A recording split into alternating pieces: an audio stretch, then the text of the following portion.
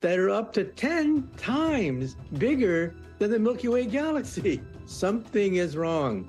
We may have to revise our theory of the creation of the universe. The James Webb Space Telescope, humanity's most advanced eye in the cosmos, has recently made a series of detections so perplexing they have sent ripples of debate across the scientific community.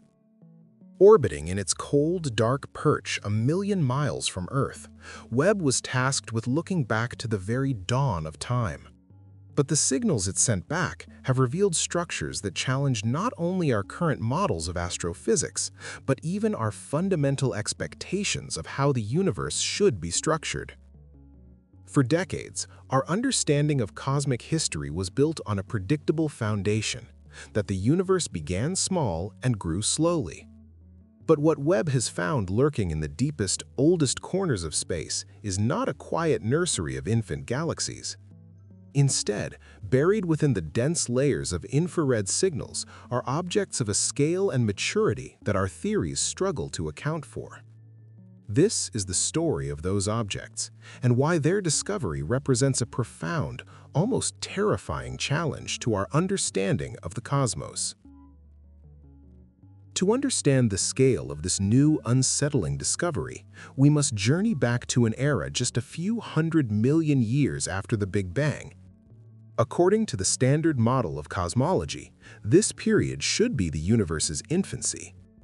We expected Webb to find the cosmic equivalent of toddlers, small proto-galaxies just beginning to coalesce, populated by the first generation of stars. This model is built on the assumption that structures start small and grow over immense spans of time. A giant star, many times the mass of our Sun, ends its life in a supernova, and its core can collapse into a stellar mass black hole, weighing perhaps a few dozen times the mass of our Sun.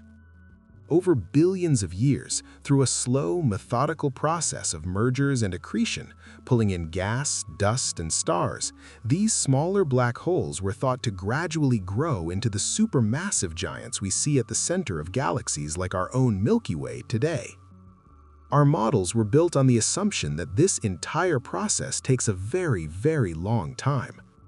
According to everything we knew, the truly enormous black holes, the ones capable of anchoring entire galaxies, should only appear in the mature adult universe. The infant cosmos simply didn't have enough time to build them. It was a comforting, orderly picture. But the James Webb Telescope was built to look back into that infant universe, and what it found was anything but small, orderly, or comforting. Peering deeper into the past than ever before, Webb began to uncover a population of impossibly large supermassive black holes, already fully formed when the universe was just a fraction of its current age. These weren't just a few million times the mass of our Sun. Some were tens of millions or even larger, already in place when the universe was less than 1 billion years old. This is the scientific equivalent of discovering a flaw in the fundamental blueprints of a construction project that is already built. The timeline does not reconcile with our established models. One specific object, designated Canucks LRD Z8.6, existed just 570 million years after the Big Bang.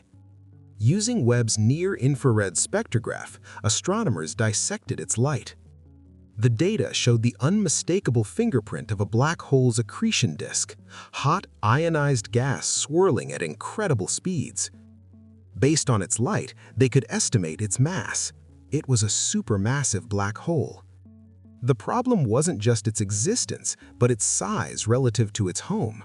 Astronomers have long observed that a galaxy and its central black hole grow in tandem. There's a known ratio of mass that generally holds true. But this object was overmassive. It was far heavier than it should have been compared to the mass of its host galaxy's stars. It was as if a baby had been born with the skeleton of a full-grown adult. This isn't just one anomalous object that could be dismissed as a statistical fluke. Webb's instruments are finding these structures repeatedly, suggesting they are common yet previously unknown features of the early universe. The data is clear. The problem, therefore, lies with our understanding, forcing astrophysicists to ask a deeply unsettling question. Is the history of the universe we've so carefully written incomplete? As the scientific community grapples with this improbable timeline, a more radical realization is beginning to set in. The challenge posed by Webb's data is so profound that it may require a fundamental reshaping of our entire cosmological model. The traditional model, where black holes start from the remnants of a single dead star, is often called the light seed theory. But as Webb's discoveries create tension with our timelines, there's renewed interest in a more radical idea, the heavy seed hypothesis, also known as the direct collapse black hole model. This theory posits that under the unique conditions of the early universe, a vast cloud of primordial gas could have collapsed directly into a black hole of immense size, bypassing the star formation phase entirely.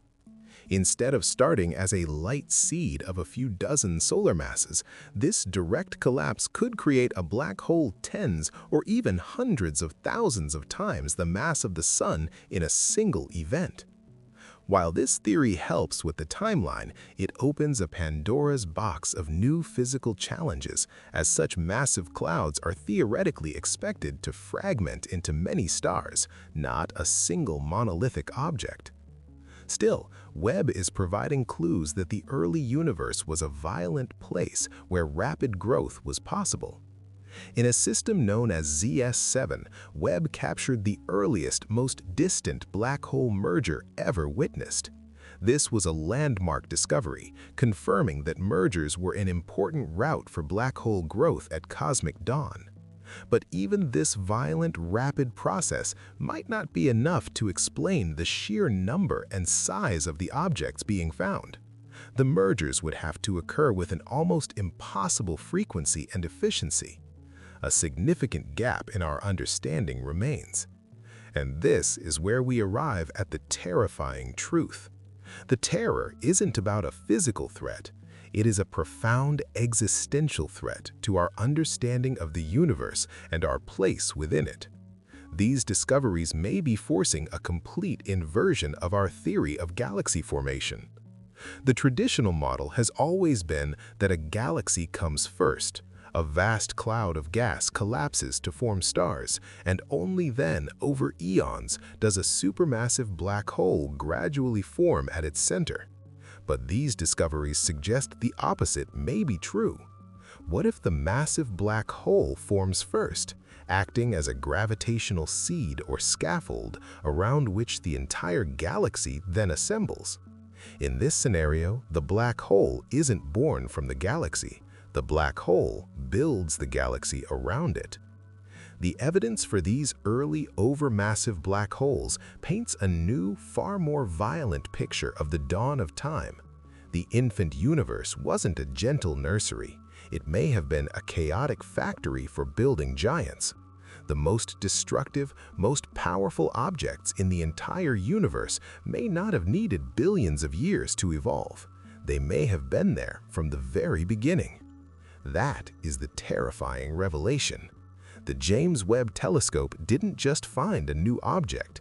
It has uncovered data that challenges the very narrative of our cosmic origin story. It tells us that the universe was born with a capacity for creation on a scale we never imagined possible. It forces us to confront the idea that the universe is not the predictable, orderly place we once thought. It is wilder, more extreme, and far more mysterious. The discoveries we've talked about today are happening right now, fundamentally changing our picture of the cosmos. If you want to stay on the cutting edge of what humanity is learning about the universe, make sure you subscribe and hit the notification bell.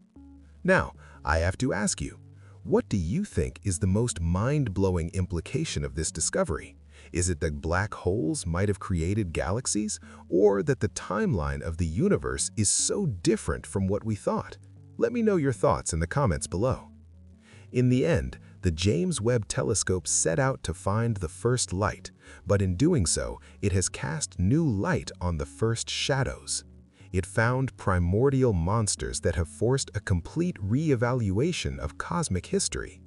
We now understand that the universe's most powerful objects may not have waited. The heavy seed theory, an idea once on the periphery, is now at the forefront of cosmology, suggesting a universe that was born violent and extreme.